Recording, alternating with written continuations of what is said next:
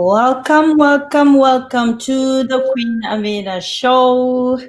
Always a pleasure to come to you guys from the comfort of my home. It's such a beautiful day today, and we are going to be discussing about survival tips for small businesses.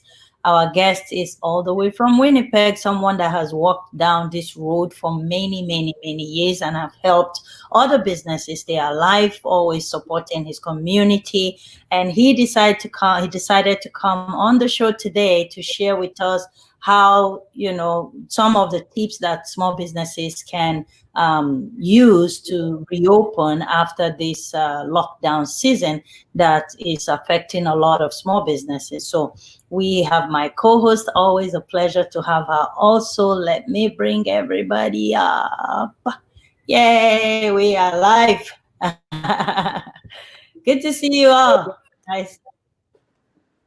Welcome, Sachit. Hi, how are you doing, Amina? I'm doing very well. I've not seen you for like 3 years now. Too long. I know. And my kids, they were just talking about the wonderful food in your restaurant. Immediately they Well, found out you were the one coming on the show.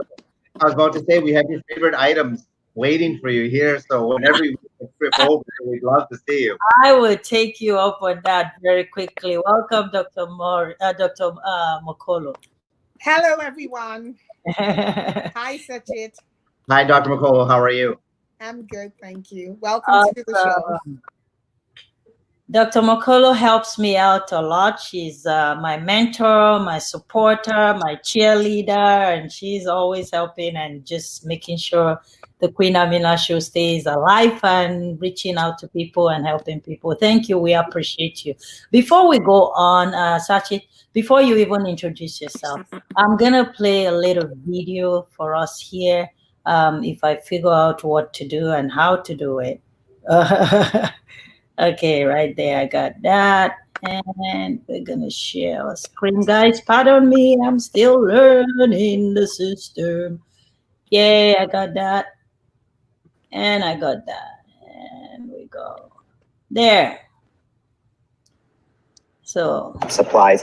Having said that, when I do land downtown, I think of myself as a walker. I love to get around, whether it's to the bank or small office errands at the lawyers or whatnot downtown. And according to my new acquisition of a pedometer, I do anywhere from 10 to 12 kilometers a day, which is I find incredible, and it's very, very exciting. Recreationally, I love to bike, of course. I'm out with the kids and so on and so forth. I enjoy my neighborhood in Waverly Heights. Something very exciting happened about 2 years ago. We used to have a very avid bike personality inside my restaurant staff, and we worked together. And he knew that I had a bit of a love for road bikes, sport bikes, if you will. And so one day he came in and he says, "I have a surprise for you, but I need to do some measurements on you first." And I said, "Well, Ryan, go ahead." And he started measuring me, and inseams and the rest, but almost as if he was measuring me for a suit. And then I didn't hear anything about this. And of course I questioned him. I said, "What are you doing?" And he says, "Don't worry, you'll see, da-da-da." And, lo and behold, a month and a half later, he says, "A surprise for you, you need to come outside." And I said, "Well, Ryan, what do you have for me?" And so I came outside, and I noticed that, I was shocked and amazed that Ryan had, with his own funds and everything, had built me a specialized road bike. So beautiful white in color, built to my body, and it is amazingly fast. It is amazingly quick, and I am amazingly proud of it. So why do you think people feel unsafe on Winnipeg streets? So certainly given, certain tragedies, mishaps that have happened, not only on Pembina Highway, in our area and in my ward, but really other parts of the city of Winnipeg as well. You can certainly see where Winnipeggers would feel challenged by cycling and other active transportation around Winnipeg. And I'm sorry, I do feel that was such a tragic thing to have out there.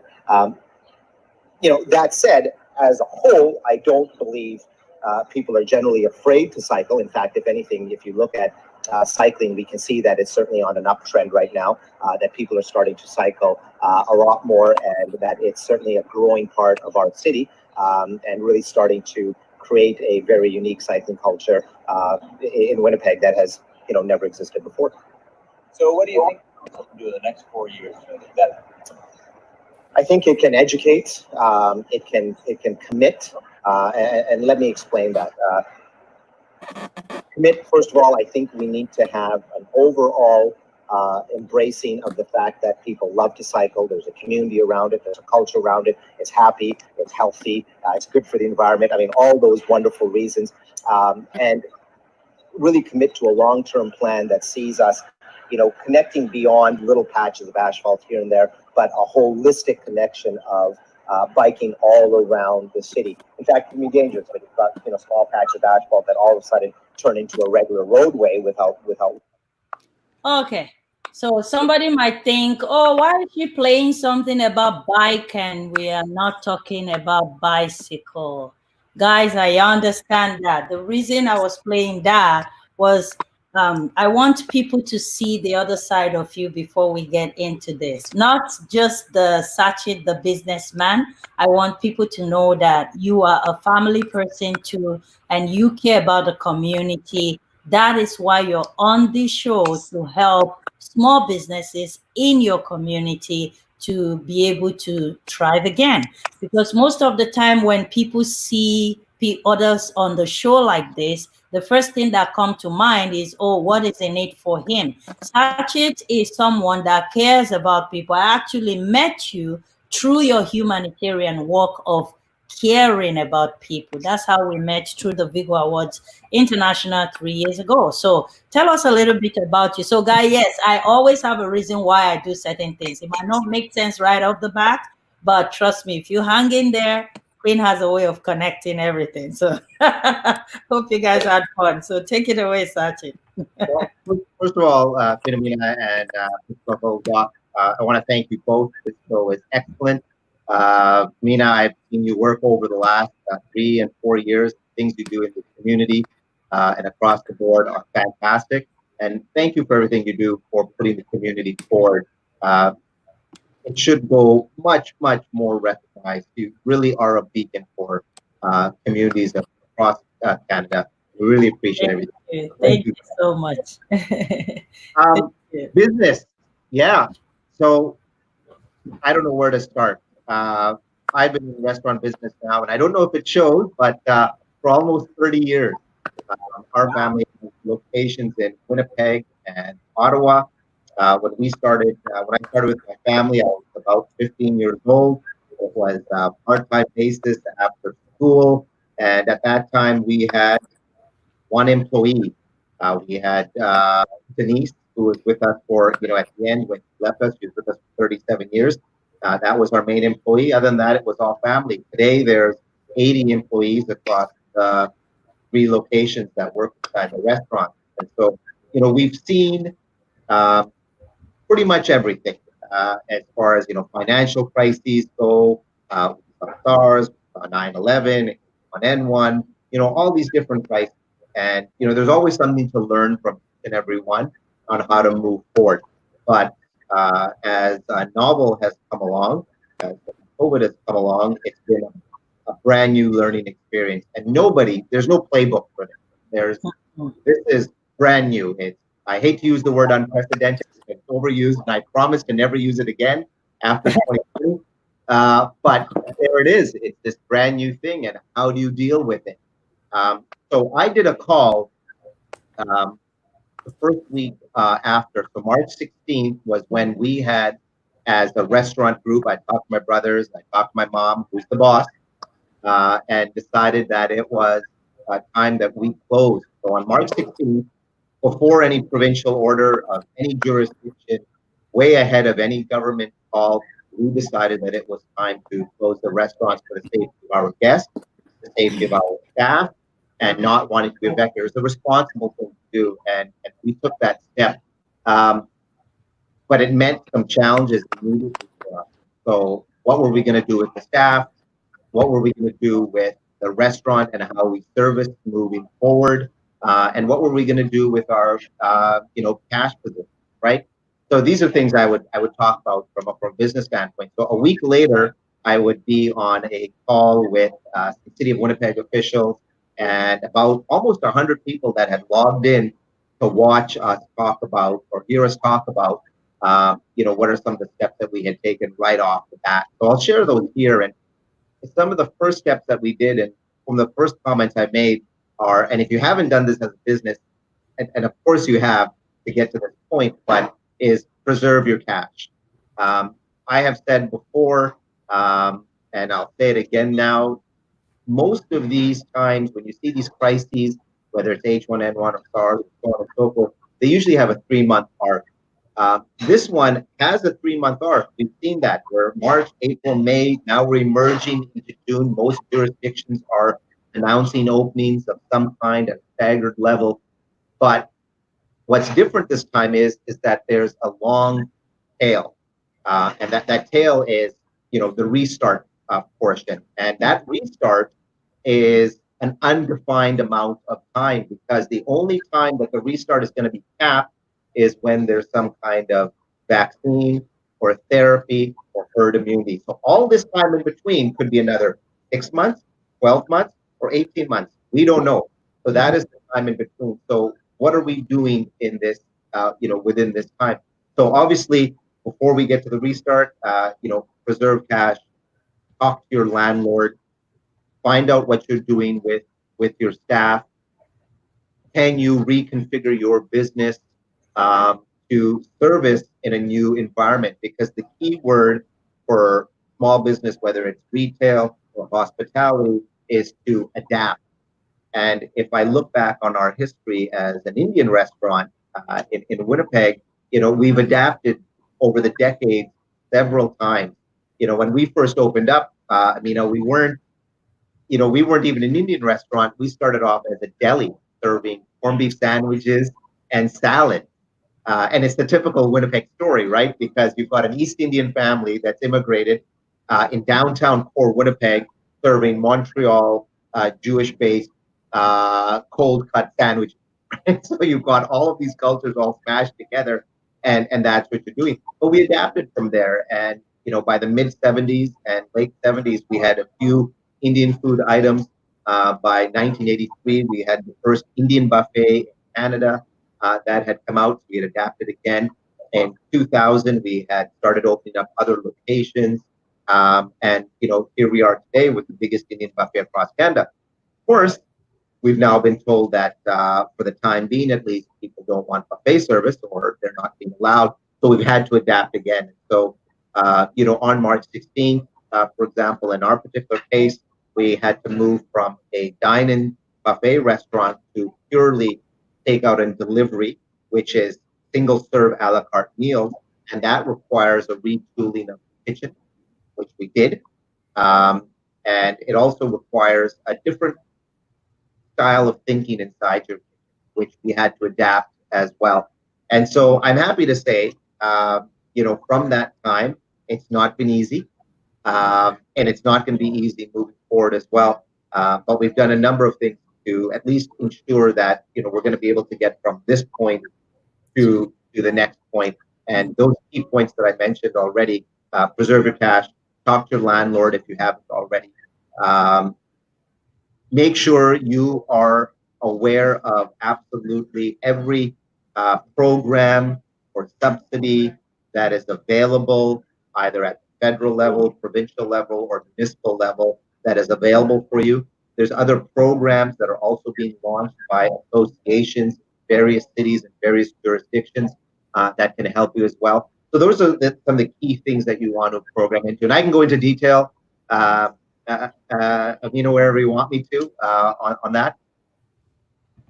All right, thank you so much. So, how a lot of small businesses, like you said, we don't know if they're going to be opening up. Actually, statistic by a survey by CFIS said about 26% of small businesses may not reopen, despite the lots of government programs that were put out there. How significant is this affecting our economy? Take, for example, the restaurant owner is one person, but they have 2 or 3 or 4 or 5 other employees that are out of job now. So how is that going to ever be reconnected back, and how significant is the effect to our economy today? So let's talk a little bit about where we're at and what the impact has been. And the impact, everyone has to take this seriously, has been unbelievably significant. We first have to appreciate and realize that as COVID has settled into our economy across the board, Hmm, uh, not all industries have been impacted equally. that's There right. are those that are doing okay. In Very, fact, yeah, they're they're thriving. yeah, And then on the other end of the spectrum, we have to appreciate that there are those businesses and industries that are completely obliterated. They're done. Um, and then you've got everything in between that falls in depending on how it's impacted. I would further add that across jurisdictions, if you overlaid a map on your businesses where they are in the city or in the province, you would also see differentiating levels of impact as well. All that to say that those businesses that are in the core right now, core of the city in the downtowns, they're impacted more. mm, And the reason for that is that the cores of city traditionally benefit from two key factors. And one is people that come into work in the downtown, and yeah, usually that involves, like a 30 or 35% population jump. People come in from at 7 o'clock in the morning from the suburbs to work inside the high-rise towers. And then they leave at 5 o'clock, but then they go out to have lunch or buy things or do stuff. And so that's why you see so much small retail and small hospitality business in downtown. So those cores are really do get hit hard. The second reason the cores get hit hard is that right now during this time, business and pleasure tourism are gone. yeah, So hotels, um, airlines, taxis, event venues, event centers, museums, sports venues, all of that is gone.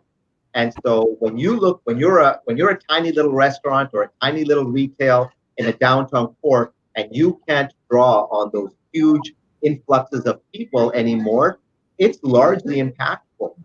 It's devastating, and I can tell you we've seen that in our particular case here, where you don't have those, if you will, transient guests anymore to be able to draw from. Um, they're gone. So yes, it's massively impactful. Um, the question I guess you're really asking is how does that affect the economy? Well, in a significant fashion. I think there's been recognition of that by all these different subsidies that we've seen kind of come out to help businesses here and there keep going. And I think they're going to keep coming because those people that are working in like in my case, in a daily wage, monthly wage system, they need to keep going because small and medium retail business accounts for 80% of the business in the Canadian economy. That's huge. And so you can't have a long-term significant impact there without it affecting everything else. So, it's the old adage, as they say, the big fish eats the medium fish, eats the small fish, and if the small fish are gone, which is guys like us, then you've got a chain reaction that goes up, and it becomes very, very difficult. So um, again, what can we do to make sure that we're still around? Uh, mhm, we, we have to make sure that all those things I mentioned before, but we're also keeping in touch with our customers. We're calling them out. People love to people love to jump to social media and think that's the answer for all. But the reality is it's not.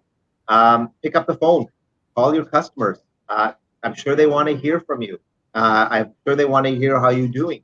And you can let them know that if you can help them down the road at all, that you'll be happy to help them with whatever product or service that you have. Um, supply chain. Supply chains are massively important, not only to, in my case, restaurants, but retailers or small case manufacturers. I heard a story a few weeks ago about a guy here in Manitoba who was doing very small but beautiful custom wallets. And in his particular case, he was having a tough time now just getting a particular thread that he needed because the supply chain and the small manufacturer who made that particular thread for his wallets that he would use in his wallets is now gone, which means his wallets are now gone, which means he has nothing to sell forward. So keeping an eye on these supply chains and contacting your suppliers to see how they're doing, you can help them at all, is something that's very important. And while we're on supply chain, um, expect that it's going to get expensive. Uh, Mm. as a small business, as this restart comes on, expect that the cost, if you were paying, like in my case, $25 for a case of tomatoes in March, if you expect that that case of tomatoes is going to be $25 going forward, it's not. And the reason is all these hotels and restaurants and all these other hospitality things start to open up again.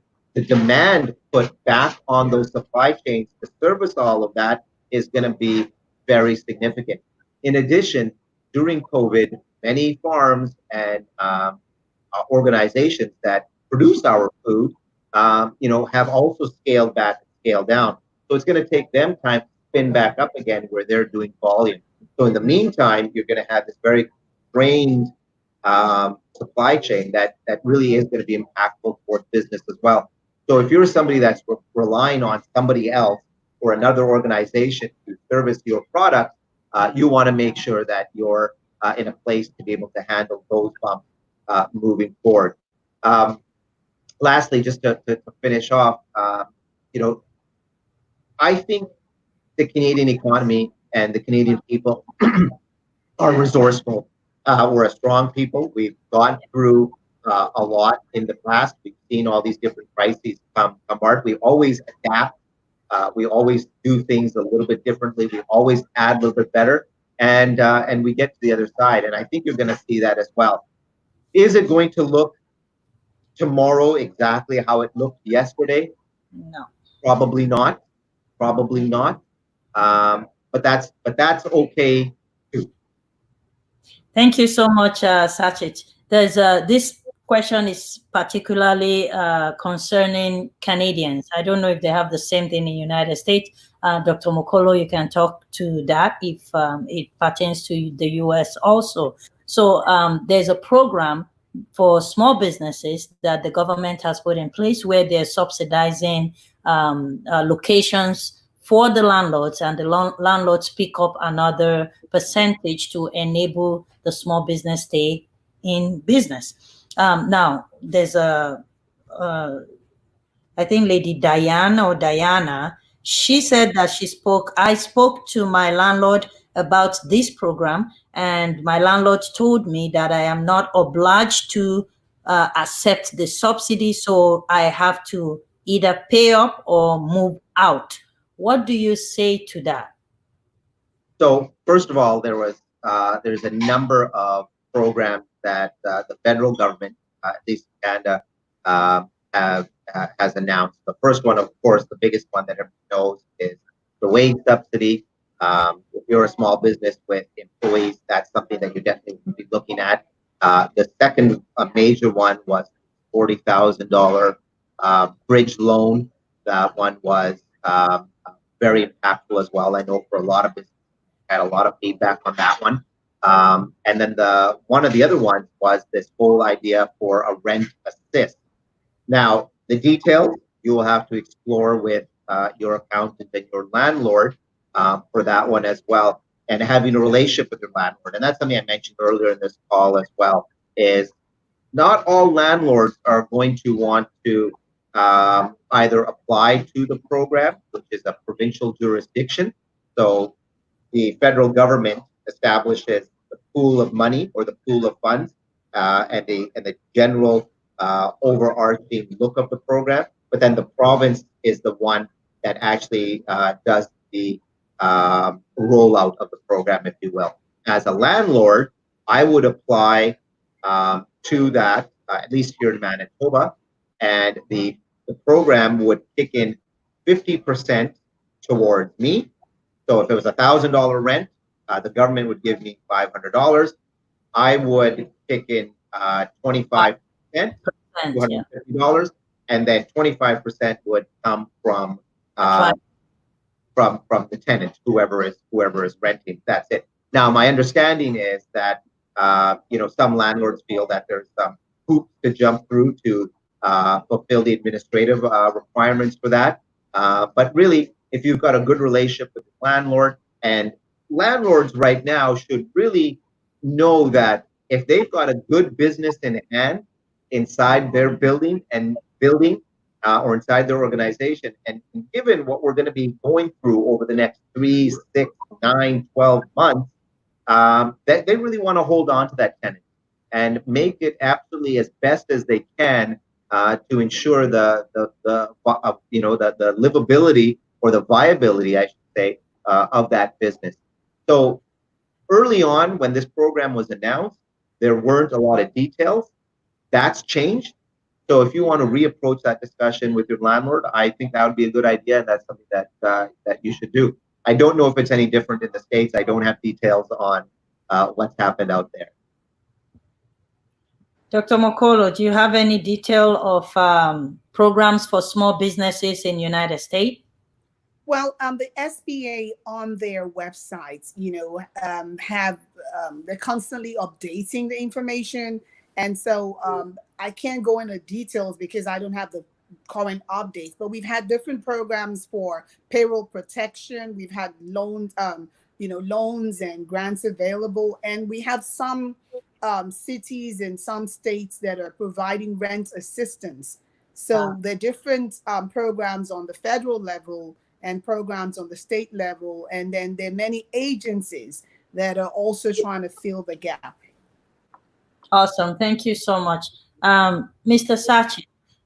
The Canadian government, between me and you and everyone watching, have done a tremendous work to protecting families, businesses, you name it, during this lockdown. Still, a lot of people are still have issues about the fact that older generation, like our senior citizens, were somewhat left out. What could they have done differently to be able to reach out to the senior citizens in the area of, let's say, a senior citizen that is receiving $800 monthly and was working part-time in Walmart, and all of a sudden the job is gone. The $800 is the only thing they had.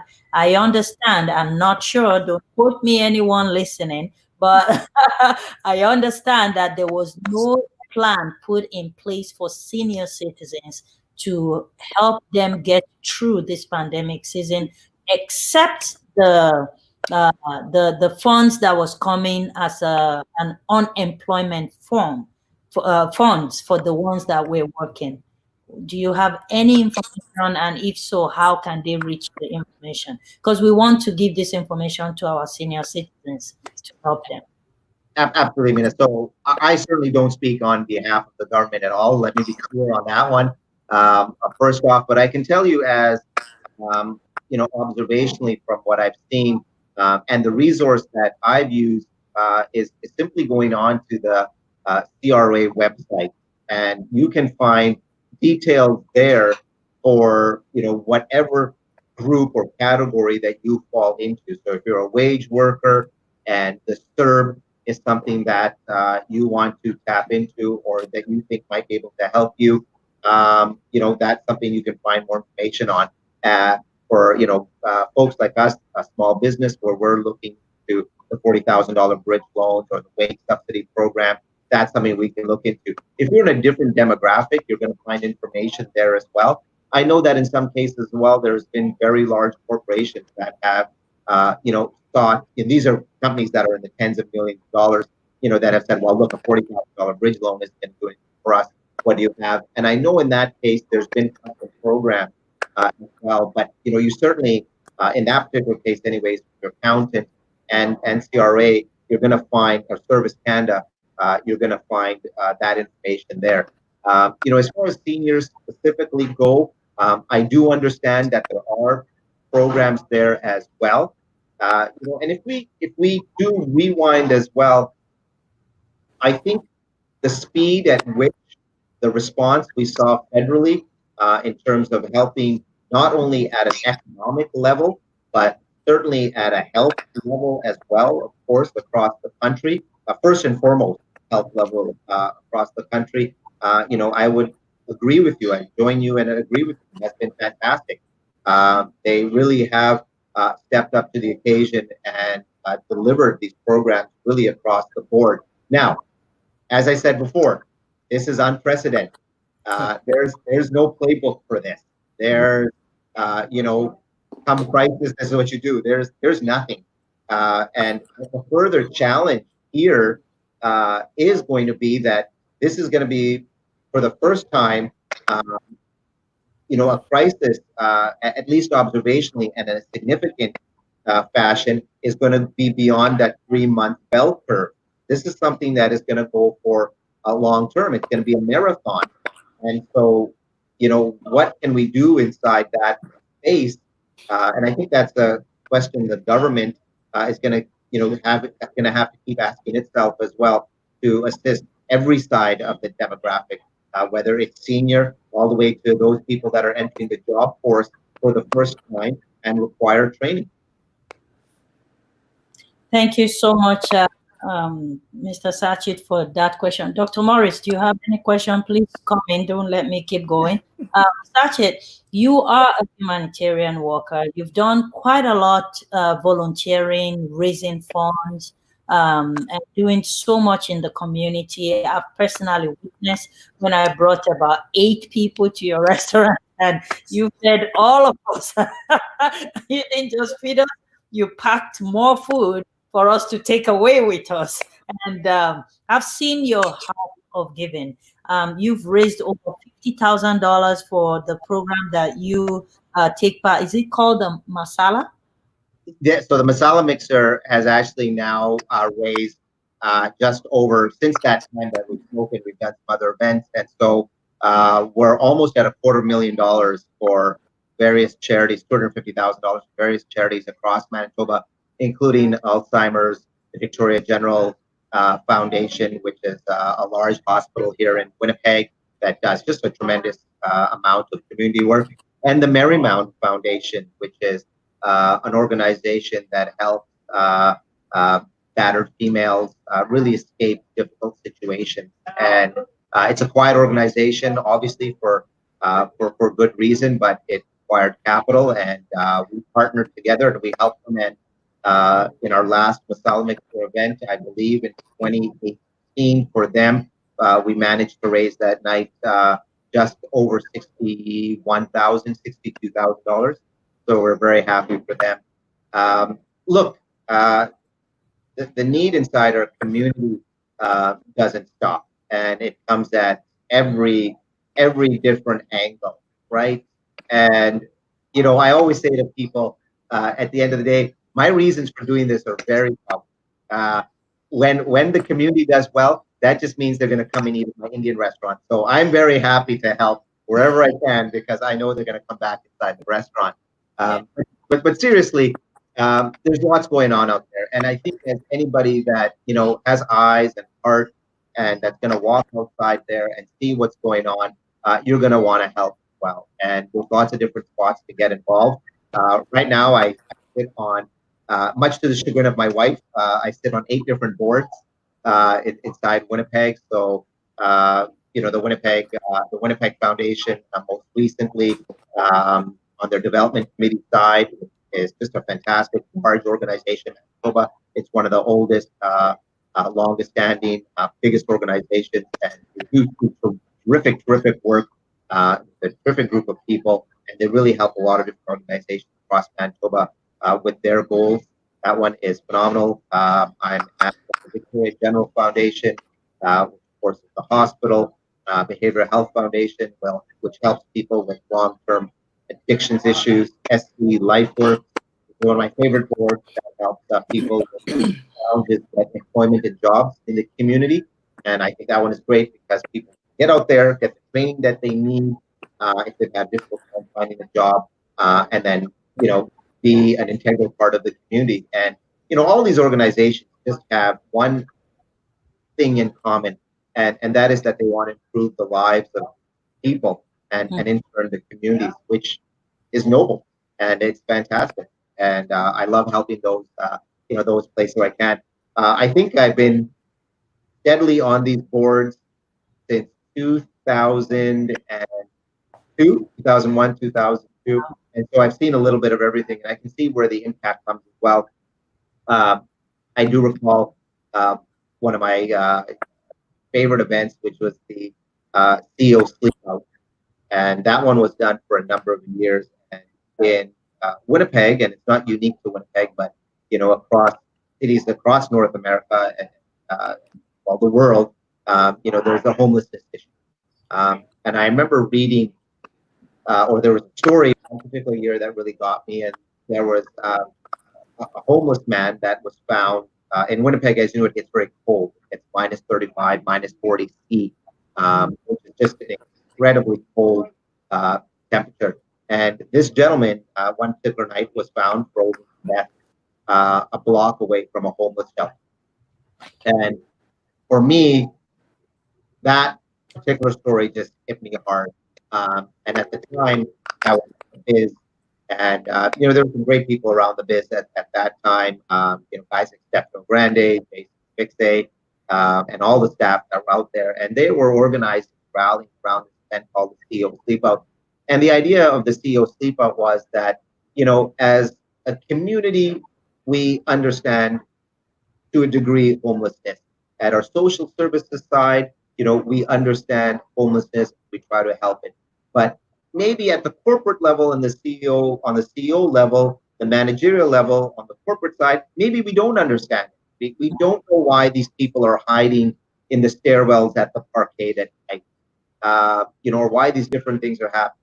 And so, we had organized this event called the CEO Sleepout, and really what it was an educational cornerstone. And so when you look at the problem from 30,000 foot, you've got this enforcement side, which is the police and other services, and then you've got this social side, which is the government services and social services side, but you don't have this education foundation, right? Which is the people and teaching them how to get involved. And so that's what this event was aimed at. Anyways, long story short, over 5 and 6 years, we helped raise about $1 million for that particular cause, and that went all out to the social programs that were inside again Manitoba to help them with work programs, help them with education programs, help them with equipment programs, and it was really impactful. And it led to some really great services on the ground, which continue to exist today. One of them is the CHAT program at Downtown Biz, and CHAT stands for Community Homelessness Assistance Team. Just a great program. It's done very, very well, and I'm very proud to see some of that stuff keep going. Thank you. So, go ahead. Yes. So to that CEO of a small business who was wondering, where do I start from? I want to give back. I want to be philanthropic like you. Where do I start from? What are some tips that you can share? Yeah, that's a great question. Right off the bat, people are like, I want to give back. Maybe I've got some food. Maybe I've got an idea. Maybe I've got some retail product, but I just don't know how to connect. And so my advice there is, don't reinvent the wheel. There's organizations out there already, foundations, services, associations that are already in contact with different groups of people that have a distribution network, that have a contact list network, and they can help get your message. Whether it's a love or a thankfulness or giving back, they can help get your message across the board. And I'll give you a great example. Just a few weeks ago, one of the frontline workers that are working with, some of our seniors residences here in Winnipeg and Manitoba, and other frontline workers don't often get recognized. And so, we really wanted to kind of touch base with them as well. And, we had worked with the Victoria General Foundation on that one. And here at the restaurant, we set up 300 and 25 bags of our East India Company sauce, our spices, a thank you card, a little gift card, and through the foundation network, we had a contact list. We knew where we could drop these things off, and all we had to do was get them built up, drop them off at the foundation level, and then they did all the work for us as well. So if you're a small business that's really looking to give back, and spread a positive message, which I think right now is very important during these times, look for those associations that tie into your philosophy or your thought. That could be anything. And let me tell you, right now, given the state of what's going on across the board, a lot of those organizations are going to welcome your help with open arms, and they're going to help and assist you with how to do things right.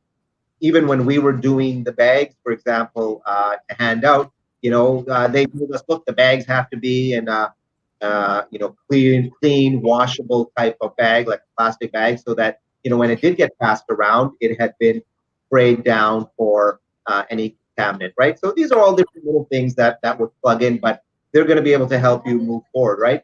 I guess the only other thing I'd say on that one is it's an, you can't stop at one. Once you've done one thing, it's going to lead to the next thing and the next thing and the next thing. And you're going to find yourself kind of helping more and more and more. And that's a positive thing. And it's a good thing for any city and any business. So Awesome. what I hear you say is, sorry, I hear you say collaborate, collaborate, collaborate. Start with, what you can. Find who else, can come on board, and it's gonna be fun because you won't stop, right? Well, you hit the nail on the head, because once you collaborate and you start working with these different organizations, you're also going to find that you're building a team. And Mhm. what happens is you end up having this group of like-minded people that are getting together, and your team of one or two people will soon grow to a half a dozen or a dozen people, a very influential network. And so when it does come towards time of helping each other, they'll be there just as you've been there. And I'll give you a great example just in our own case. That when I said earlier in this call, calling out to your customers, in a time, that's some of the first calls we made across the board. That look, here's a restaurant. We're only doing takeout and delivery right now, and right now we could use your help. Put in an order, and they did.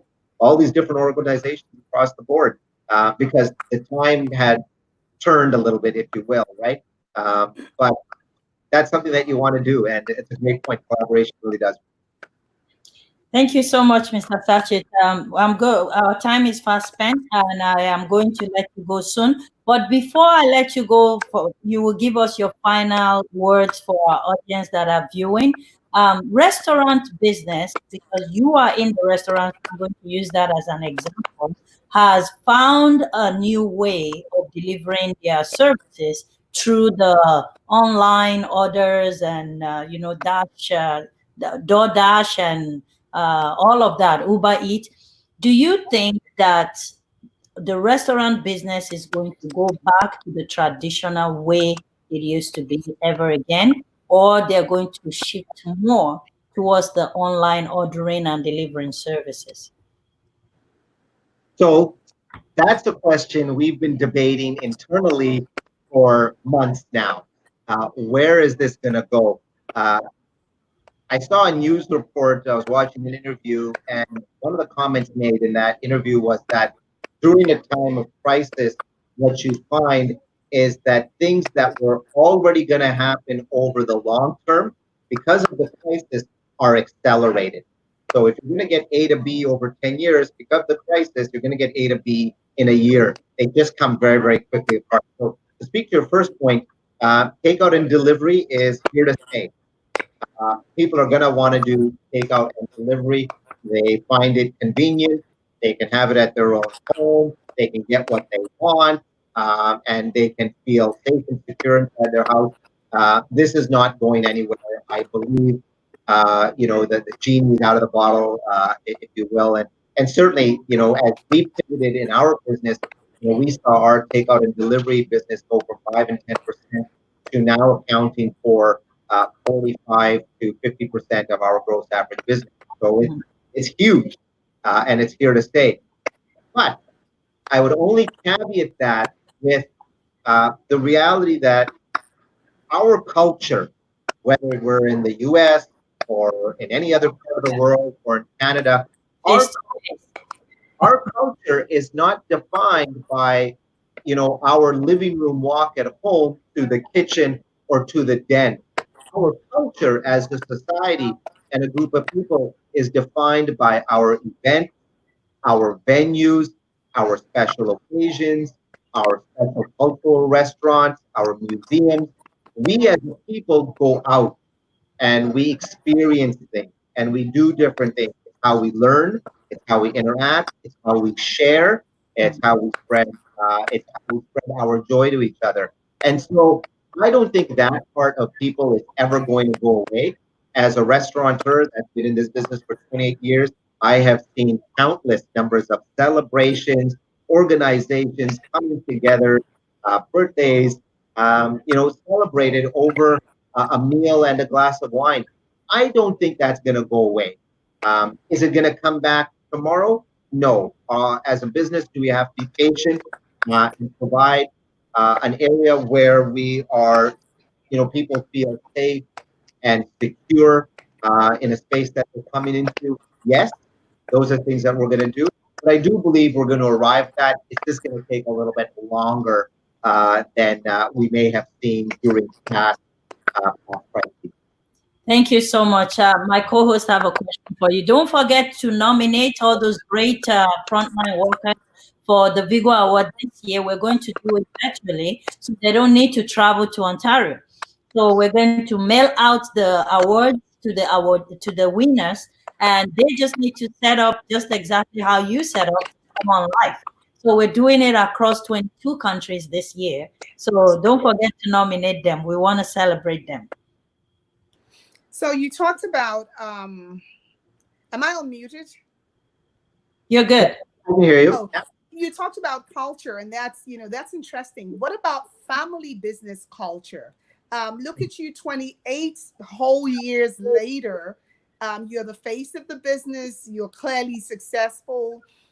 What can you say to families who are looking at you and wishing that their sons and their daughters will follow in the family culture, the family business tradition, and come and work at 15 in the family business when their friends are having fun, and stay on for 28 years and grow the business? What is the magic?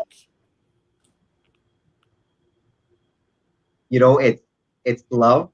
It's really appreciating your family and being around them. I always say, we never got into this business for the business. We got into it because of family. That's where my mom was. That's where my dad was. And where my grandma was.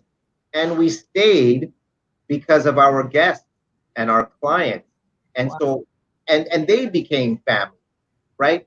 When I like I mentioned earlier, when I started when I was 15 years old, part time at the restaurant, well, that was just the kind of formal start. Before that, we grew up inside the restaurant. My earliest memories are driving my three-wheeler plastic bike in those little bikes around the tables of the restaurant, or talking to the doctors, nurses, and students and administrators from the Health Sciences Center, who would come in to have the corned beef sandwiches at the restaurant, or walking with my dad, to the bank, do the daily deposits, because that's what you did, and that's how I learned to balance a book, or how to go to a bank. Back when people still did that, right?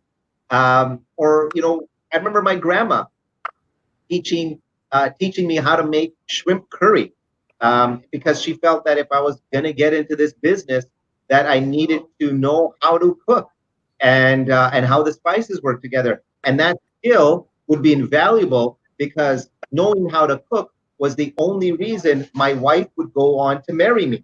So had I not learned, that was not going to happen. So you see where all this comes together, and it really forms you as a person. be inside there. And you can't be inside this family atmosphere and then turn around and not see the community as an extension of your family. And sure enough, the people that are coming inside the restaurant as we've slowly reopened to dine-in customers now are people that I've known for 10, 15, 25, 30 years. I have seen people now coming to the restaurant as young people meet, get married, have children of their own, and now those children are coming in with other people. It's mind blowing, right? But you see this and you really feel like that you're a part of this community, and it's heartwarming. It adds to your soul, and it's fantastic. And anybody who's in business, you never get into the business because you think the dollars and cents are key. You get into that business because it's your passion, it's what you love, it's what makes you happy. And during a time of crisis like we're in right now, it's that passion that gets you through back to the other side. And so, for us, it's family, passion, it's loving what we do, and it's really made us who we are at East India Company. Thank Wow, you very so well much. said. Mhm.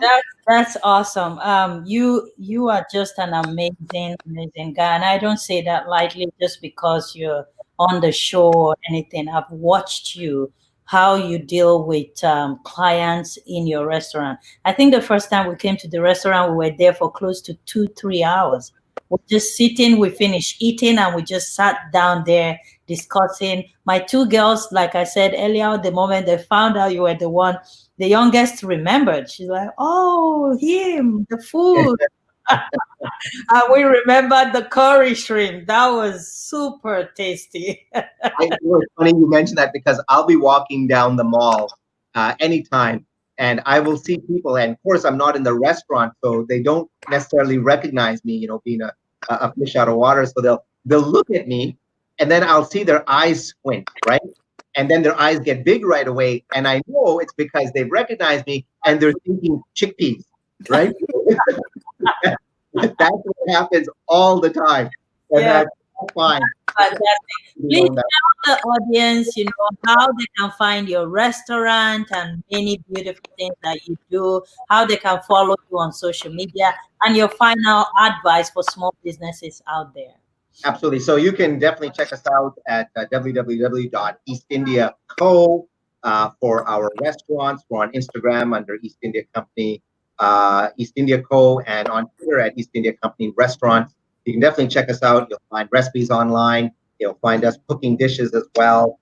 You can grab our sauces at Save-Ons and co-ops across the country as well. If you want to have a little taste of East India Company at home, definitely grab one of those bottles of sauces and you can make it at home without necessarily having to come the restaurant. And if you don't have an East India Company in the city, those sauces are fantastic.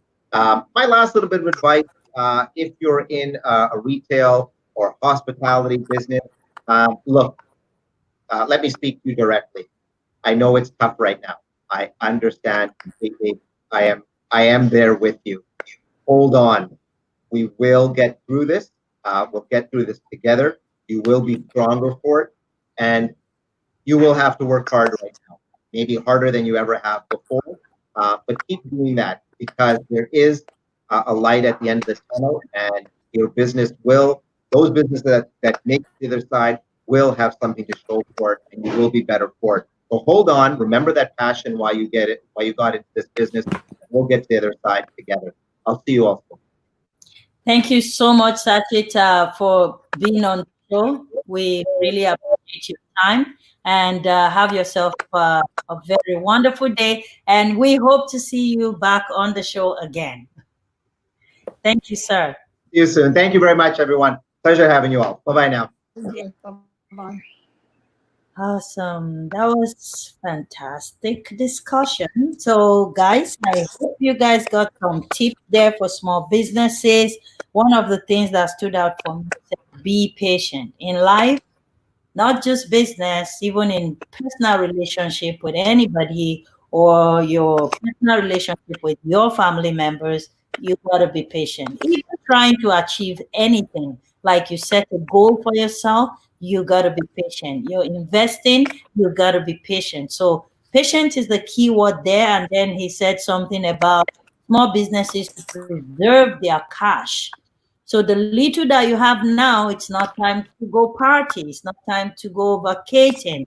It's not time to go buy some Gucci bags. Preserve the little cash that you have because it's not over yet. We're slowly coming back into stuff, but there's still a long ways to go before we get used to this this new normal that we found ourselves. So another thing he said, talk to your service provider. If you're in a restaurant, if you're in, you have a landlord, discuss with your landlord. And one thing that he said, Dr. Morris, that really came back to me is the fact that relationship that you build with people, it's so important because one day you're gonna need a relationship. And that's where he was saying that if you had a good relationship with your landlord before, it shouldn't be a difficult discussion now. I remember many, many years ago that we used to rent a house when we first came to Canada. We were so dedicated, me and my husband, no children that time. This was like what, 18, 20 years ago now. We were so determined to pay our rent first of the month, even if there was no food. So what happens is when we call the landlord, we're both students then, when we call the landlord to say, oh, this month we don't have this money first of the month, he is the one that I remember, Yugoslavian guy. He is the one that would tell us, don't worry, my queen. You know, he calls me my queen. Don't worry, my queen, anytime. And when we ask him to fix anything, he would show up like a lightning. So relationship in everything in life is super important to keep a good one. There's some yucky people out there that, out of selfishness, would always like to destroy a relationship that they have built for over the years just because of some little foolishness. Pardon my using all these French languages.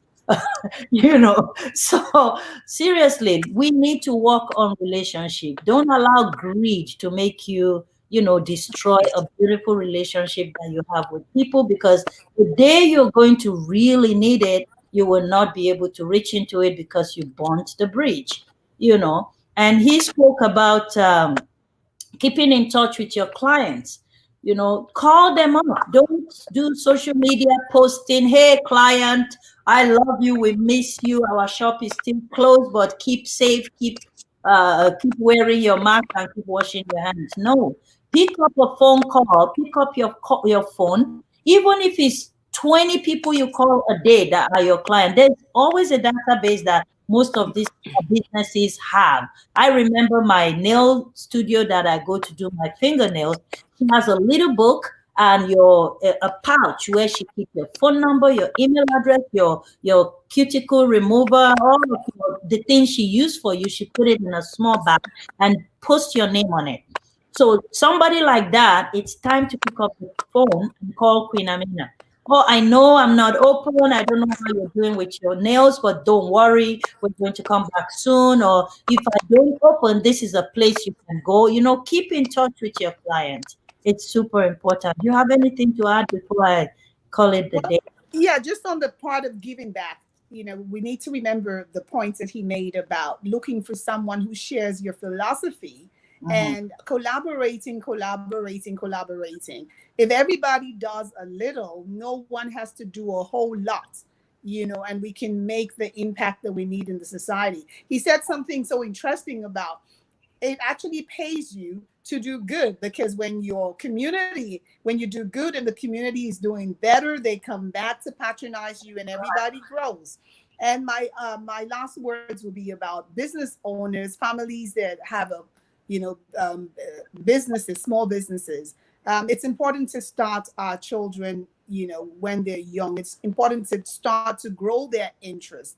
They may not work for you eventually, but you'll be doing them a great, great, great favor and setting them up in life by getting them into your business environment as soon as possible, teaching them the skills that they need. The university of life is the greatest university that anyone There we could go. graduate from. Mm. Start your kids early, give them the advantage of all advantages. Let Mhm. them learn some business sense and some business skills while they're young.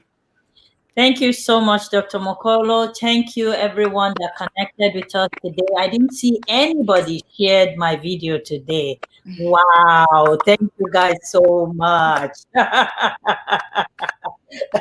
These were valuable information. So if you haven't shared, go share it on your wall so that you can save one business out there with some of the tips that were shared here today. Even if you don't own a business, somebody that you know that is in your circle might use some of the tips from here. And just lastly, there's the website CRA in Canada. So if you go to that website, it's a government website. I noticed there's a whole whack of information there for every kind of situation. So if you're in Canada, make sure you go to the CRA website and search for your information there. And So here in the US, the SBA.gov, SBA.gov, Small Business Administration.gov. awesome. Thank you guys so much for coming on board. And my prayer for all the businesses out there, both small and big. The big ones adopt a small one and help. The small ones stay until you can be patient. It's gonna get better. And those that are thinking about business, don't be scared of getting inside. We've seen worse. I remember when we were in Montreal with the ice storm. I thought it was the end of the world, but we got through it and look at where we are today, 23 years later. So if you're thinking of business, do not be scared. As things are, the innovations are coming, different styles of ways to do your businesses will pop up. So go ahead with faith, do your small business, and God prosper you and empower you all. Thank you guys for watching the Amina Show.